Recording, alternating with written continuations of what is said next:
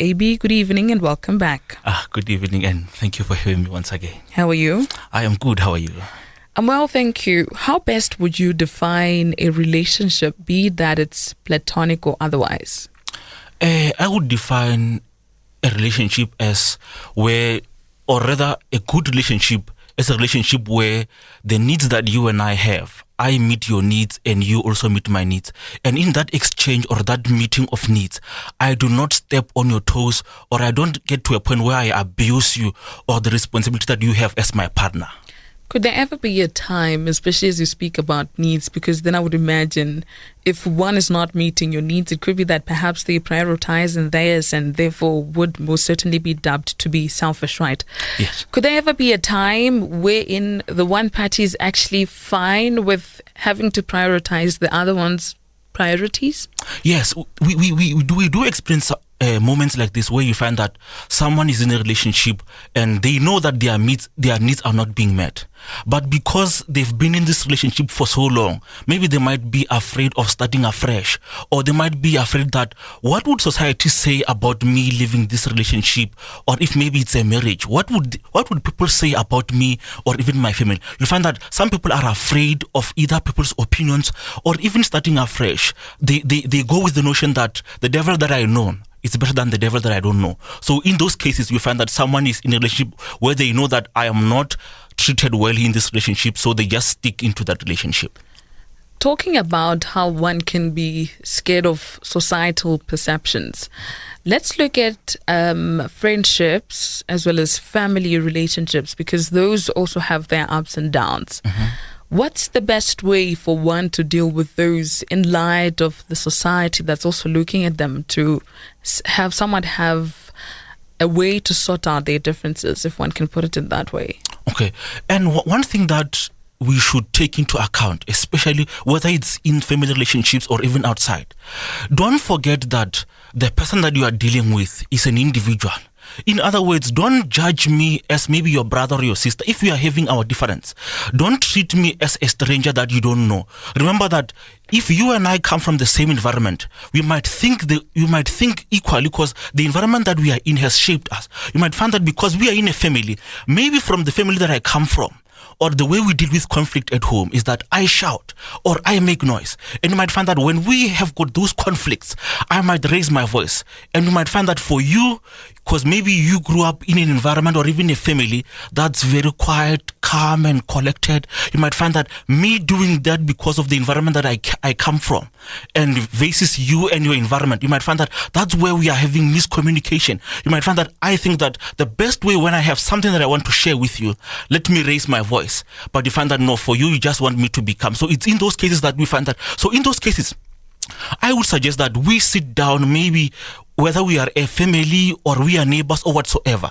Let us sit down and let's talk that this is the way I would prefer that when you and I have got miscommunication or when we are disagreeing, please address me in this way. Now, when I know that as your neighbor, you want me to address you this way, then I would know that whenever we've got a disagreement, I won't be using my style of communication, because that style of communication that I'm used to, it might be a style that you are not used to. So in those cases, that's where you might find that things will escalate.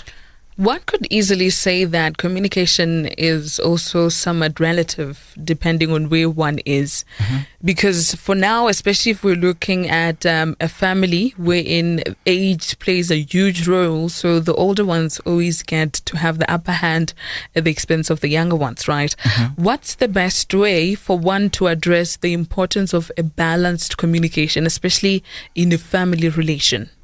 I think the best people who would address this issue of communication, it would be the parents at first. Because, what we do at home is determined by what the parents laid out for us. Like, let's say, for example, you might find that our parents said that, you know what, guys, do whatever you want. And you might find that if I do whatever I want and you do whatever you want, and when we are having those communication barriers, you might find that I would want to do what I want. Maybe for me it's to shout, maybe to even pick up maybe something to try to express my frustration towards you. But you might find that if parents lay out the foundation and say that here in this house, we are not, maybe for example, they say that, for example, for the lack of a better word, saying that we are not animals in this house, but we communicate carefully, we sit down, maybe we hold hands and try to look each other into the eyes and treat each other as our brothers and sisters. If that's the barrier, or if that's the foundation they laid, that we should use this type of communication when we are communicating at home, then it will be easy for us as brothers and sisters to communicate well. But if there's no method, or there's no way that, or a standard that we are using as a home, you might find that I learn some things on the streets and you learn some things on the streets, and I want to use whatever I learned on the streets, whether because maybe I am older than you. I might say, because in the streets, when I'm older than you, I can even punch you, or I can even be verbally abusing you. I could do that because there's no pattern that we should be following as a family. In terms of giving the parents the go-ahead with being the lawmakers, it would make perfect sense because they are the leaders in the household. But what happens when the younger ones, it could be the children, and feel as though it's the parents who are not holding their end of the stick in terms of making sure the relationship is beneficial to everyone? Mm-hmm. And yeah, things like this do happen a lot, where you find that because maybe the father says I'm the father, or the mother says I'm the mother, then they decide that, you know what, this is the high road or the low road. You take whatever I say or not. So in these cases, you might find it's where rebellion starts in the family, because now the father is not doing what he said that we should do as a family. So in those cases, I would suggest that let us all appreciate that sometimes I will be wrong and sometimes I might be right, or sometimes the things that we agreed on, they might need us to revisit. You might find that if we said that let's not do 1, 2, 3, 4, 5 at home, but because the children have grown, maybe now they are in an area whereby maybe they've got their own needs, or now they are even older, that they think that the things that we have been doing as a family are now stepping on their rights, or they are not good for them. Let's go back to the table and let's reevaluate that this is the best way, that we had agreed initially about doing this and that, but because you have grown, or because we have grown as parents and we as the children, let's reevaluate these things and let's come up with better ground rules. We're talking how to work on good relations with loved ones, and my guest is AB Mamabolo. What are your thoughts? Get in touch with us on WhatsApp 079-295-1212, and you can also call us on 015-151-0135. There's also the option of leaving if you feel as though a relationship is toxic, be it in a family, a friendship, and or otherwise. Is that always the best option? It depends, but most of the times you find that people don't want to put in the work. Let me give you an example. My friend created this documentary that he had shot, and the documentary was based on the people who are living in the streets. And one of the guys who had left home because they had disagreements at home, he decided that, you know what, I'm not going to stand for this. I'm just going to go and try to live my life, do as I want or do as I please. And while he was there on the streets, and when he was being asked, what do you regret most? He said that I regret leaving home because I didn't want to deal with the issues that we had at home. I thought that me being on my own or me doing my own thing would be better. But now here I am living under a bridge. I don't know when will I be eating. I don't know if I am safe. So you find that sometimes when we get angry at home or wherever because we've got miscommunications, immediately or at that moment, you might find that I think that the best way is for me to leave. But if I take some time and think about it carefully, or I take some time and talk to you and say that, you know what, Rebecca, yesterday we had a fight. I wanted to let you know that in that fight, these are the things that you said to me that hurt me, and they made me feel as if I don't belong in this family. Would you please maybe try to explain what you meant? And you might find that because I addressed you and we had a chance to communicate, you might say that, you know what, I am sorry, my brother. What I did was out of line. Please forgive me. And in those instances, then we mend the relationships. But you find that there are other instances whereby someone doesn't even want to talk. You know, they feel that as if, you know what, you are here and I will do whatever I want, or you can't even tell me anything, or I'm not even willing. Now, in those cases, it's very tempting for you and I to want to live in those cases. But I would also suggest that don't leave first. Try to see if maybe you can't engage other family members, so that maybe older ones or grandparents, so that they will try to be the mediator between you two. But let leaving not be the first option. Try to first sort out, and if that doesn't work, then you can do that. What would choosing to stay do to the individual's well-being? If when you choose to stay and you find that whatever it is that you had agreed on, it's not working out for you, then you need to check that. Now here I am, maybe in this relationship. Now is this hurting me further? If if instead of you getting better or solving everything that those miscommunications or those problems you have, if you are not getting better, then staying would be very toxic for you, because you might find that maybe you get to a point whereby you even feel that maybe you are not loved at home, or no one even appreciates you, or you get to a point where it's so toxic that maybe someone might even try abusing you physically. Maybe they might even try maybe using tools or other sharp objects or dangerous things that trying to show you that, you know what, I don't want you in this family, or I don't want to be in this relationship with you. And if it gets to that point whereby you see that I can't do anything and it's very dangerous for me and my well-being, so then in those cases, then I think it would be best for you to leave, so that you don't end up maybe dying or something along the worst case scenario. I want to believe that we've established, especially from the point of the person who's at the receiving end of the not so pleasant treatment from their loved one. Mm-hmm. And I'm hoping that when we come back from the break, you can just take us through the do's and don'ts that one should do directed to a person they have any relation with. Okay. We're talking how to work on good relations with loved ones with AB Mamabulo tonight. You're more than welcome to share your thoughts with us. Our WhatsApp line is 079 295 1212, and you can also call us on 015 151 0135. We'll continue with the discussion after the break. And on our educational matters segment tonight, we're talking how to work on good relations with loved ones, and my guest is AB Mamabulo. Give us your thoughts. Our WhatsApp line is 079 295 1212. You can also call us on 015 151 0135. The do's and don'ts, especially from the people who quite often tend to be insensitive without knowing. Maybe let me put the context. This is maybe some of the lessons that I learned from one doctor, Dr. John Gottman. And he says that for you and I to have better relations, there are 4 things that you and I need to do. Number 1, let's not always be criticizing each other. You can give good criticism when there's something that I'm not doing or something that you want me to improve. But in your criticism, or when you are giving me criticism, don't criticize me in such a way that it ends up attacking me, or it ends up making me feel that maybe, you know what, everything that I do is bad for this relationship or this family. The second thing that you need to do, don't attack, or rather, don't be so contemptuous to a point whereby I feel as if you are attacking me psychologically. Make sure that when you are talking to a person, or when you are communicating with your friend or your loved ones, talk to them in such a way that they don't feel as if, you know what, whatever it is, or the needs that I have psychologically, they are not being met, or rather that I am being abused. Make sure that don't communicate in such a way that you will get your partner to be feeling that way.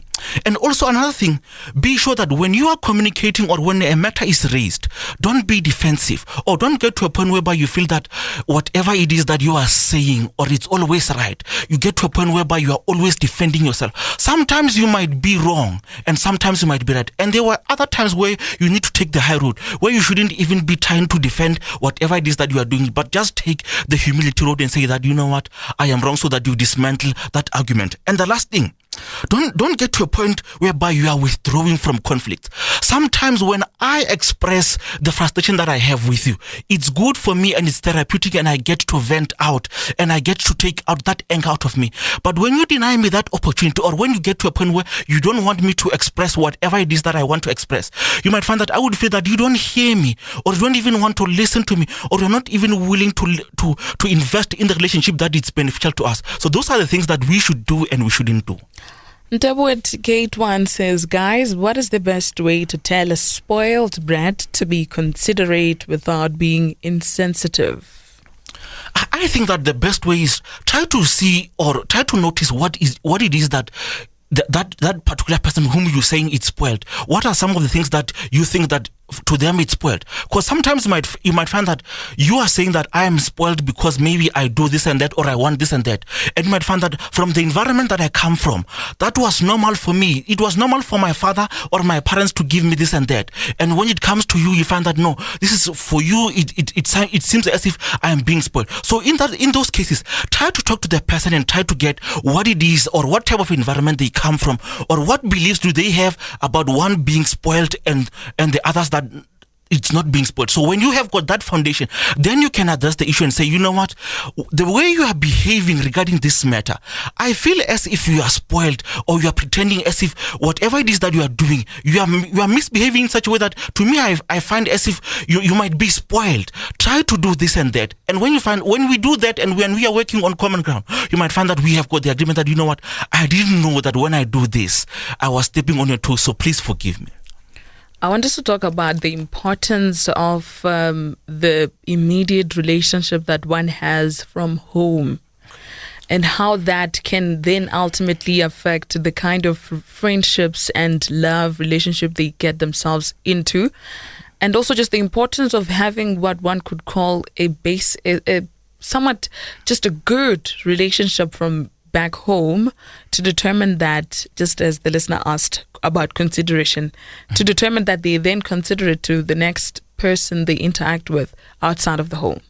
I think what would help us to be considerate outside is that try to have an open mind. Because you might find that because of the environment that you grew up in, there are things that you are used to doing, and maybe you've got a narrow perspective of how do people relate when they get into relationships. But when you open your mind and you are willing to learn from other people, you might find that what you thought is you being considerate might not necessarily be considered to everyone else. You might find that the way that you thought that when you do this for me, it shows that I am considerate in this relationship. You might find that to other, let me give an example. You might find that, let's say you grew up in a family where it's romantic, that maybe I or the man of the house would open the door for the women and all those things. But to you, that sounds as if it's considerate. I am considering your needs and I'm pampering you. But you might find that someone else grew up in a very maybe active home, and they see that you opening a door is you. If maybe they are seeing that as you think that they are weak, or you are seeing them as they're a weak person or a weak woman, and you think that they are less or they can't do anything for them. So in those cases, try to learn as much as you can about the other person, and also even learn about other cultures or other families. That way you know that whatever it is that I'm doing, thinking that it's considerate at home, it's not considered only in my home, and it also translates to other people. So it goes back to the issue of being open-minded. Yes. A question on WhatsApp. How do you advise your partner to invest in buying a house than investing all his money on clothes and food? Money is quite touchy, eh? Hey, money is very quite touchy. I would say that it's one of the conversations that we need to have when we are getting into relationships, or whether, let this be a conversation that we have. Because you need to ask me that, what are your views about money? Or what are the financial needs that you have that you might want us or this relationship to be able to meet for you? Now, if we don't have that conversation, you might find that for me, because I always want more, maybe I grew up in an environment where looking good was ultimate, or looking good was the best thing that you could do. You might find that whatever I do, or every cent that I have, I want to buy something nice that I would wear. And you might find that to you, that's wasting. You might find that in your mind, you are saying that, no, as long as I've got this and that clothes, there's no need for me to buy other unnecessary things. Now, when we can sit down and have those conversations to say that, what are the needs that you are what are the financial needs that you are expecting out of this relationship? Your partner would say that, what, I'm expecting that maybe later in the future, let's have a big house, or let's build this type of a house. We would buy houses, maybe rent them out, have some extra income coming from those houses that we own. Now, when you have that, you'll find that you will always be having a balance of the finances. And also, don't even think that your needs or your financial need is the ultimate thing. Try to also balance, because you might find that for me, if I don't want the clothes, I might want the house. And you might find to you, the house is not important, as long as we've got our own, or a house that we've got a bed and everything. So let's talk, and let's also reach compromise. If you need this and that with regards to your needs of maybe feeling good because of the environment that you grew up, let's meet your needs, and also let's meet my needs. So let's try to reach an agreement where we agree that, with regards to our finances, this is the best way that we can share so that both our financial needs are met. So there's constructive criticism and then there's imposing. Mm-hmm. In terms of, just as with the question we got from WhatsApp, when it comes to drawing the line between giving the next person constructive criticism as opposed to imposing what you believe could be the best life decision they've ever made, how does one strike a balance there? I think for us to strike balance, we need to be considerate of the other person. If I don't know that to you, when you are doing this, it's good for you, or to you it seems as if it's the best thing, then I wouldn't know that which ways or how best can I criticize you in a way that's constructive. We have a caller on the line. All right, we've lost the you're more than welcome to continue, Ebenezer. As I was, for example, you might find that I look a certain way, and you might not be comfortable with the way I look, or maybe say we have the caller back online. Okay. I'm so sorry. Good evening and welcome to Conversations. Good evening. How are you? I'm well. How are you? I'm well, thanks. I have a question. All right. How do you go about doing away with power balances in a same-sex relationship? How do you do away with power balances in a same-sex relationship? Yes. All right. Thank you so much for the call. You listen on the radio. Yes, sir. All right. First, finish off the point you were talking about, and then we'll jump straight into that. Okay. Yeah, as I was saying, you might find that for me, because I look a certain way, or maybe let's give an example with weight. You might find that I am weighing a specific amount of weight, and maybe for you, you think that I am overweight or it's not healthy. The best way is to talk to me and say that, my friend, I think based on what I think that what you are doing could be dangerous for your health. Could you please maybe try exercising or reducing your weight? Now, if I do that, I'm expressing my needs and I'm expressing my concern towards you and your health. When I do that, you will take that as this is constructive. But if I just come to you and I start using negative words and saying that, no, you are overweight, my friend, you need to change, you need to be a better version of yourself, you might find that you take that as defensive and it's not building you, or it's not good constructive. So make sure that whenever you're offering criticism, make sure that you use beautiful words so that a person would know that you are not attacking me or my character, or you are not saying that there's everything wrong with me and everything perfect with him. Now, when it comes to balancing power relationships, I think that the best way is let us have mutual respect for each other. Don't try to say that because maybe I am a male or I am older than you, then it means that my way is the highway. Try to be respectful of the other person. Make sure that in that relationship, make sure that as much as you want your needs to be met, also meet the other person's need. So don't be getting to a point whereby you are always pushing your weight around the person, thinking, God, you know what, maybe you are experienced, or you are older, or you think you are better, or maybe because other people said that you are better. No, have respect for your partner or the person you've got the relation with, and make sure that you don't impose anything that might not be good for them. I find quite an interest in the question from the caller, because it could be quite tricky in a same-sex relationship, in that you talk about toxic masculinity quite often. How does one then deal with it in an instance where these people are both males or they're both females and such? Because then there's the issue of gender roles, and I was thinking that perhaps you could also tap into that to say, should there be liquidity in that everyone can assume any role whenever, and that such should be discussed prior to the people getting really deep within the relationship and so forth? I would think, the best way is that we need to discuss this. Let's say, for example, you and I are sitting, or we stay in the same house, or we are renting the same house. You might find that someone is thinking that, you know what, I'm not going to wash dishes, or I'm not going to cook because it's only women who cook, or because the person grew up in an environment where it's women who cook and it's women who clean. Now, in those cases, let's talk and say that, you know, my friend or my partner, you know, for me, I grew up in an environment such as this, but I feel that me doing these activities or sharing these responsibilities would be very valuable for our relationships as friends, or as neighbors, or as roommates. Let's try to share these responsibilities. Now, when we have that conversation, when we can talk, you find that I would know that, no, I wouldn't be having that mentality that these are the things that I will never do, but I am doing this because it's for the benefit of my partner, or it's the benefit of my family member. So when we have got those conversations, that's when we can easily share responsibility and not throw our weight around each other. Let's squeeze in one last question from Makolati on WhatsApp, who says, how would you advise a couple that have different views on life to communicate without judging one another? The best way for you as a couple to communicate, I would say that sit down with each other and express to each other and tell them that, you know what, these are my views that I have of life. What are the views you have of life? Now, if you find you get to a point whereby you are not willing to change or to sacrifice those views that you might have, or it might even be beliefs that are not even true. You might find that I have got these certain beliefs towards women who go to this particular church or who do this and that. When we can sit down and express to each other, these are the beliefs that I have, and we can question those beliefs. We should question those beliefs to see if do these beliefs apply in this relationship. Now, when you find that when we are questioning those beliefs, they do not apply all the time.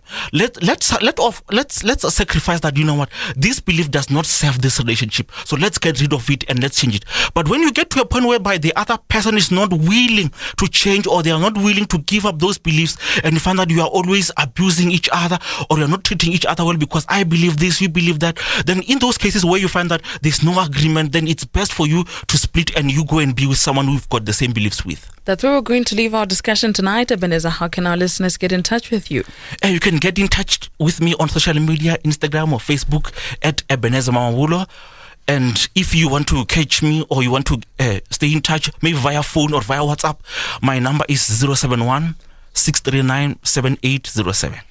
Thank you so much, AB Mamabulo, from Talking All Things Relations. Up next, we profile a local artist.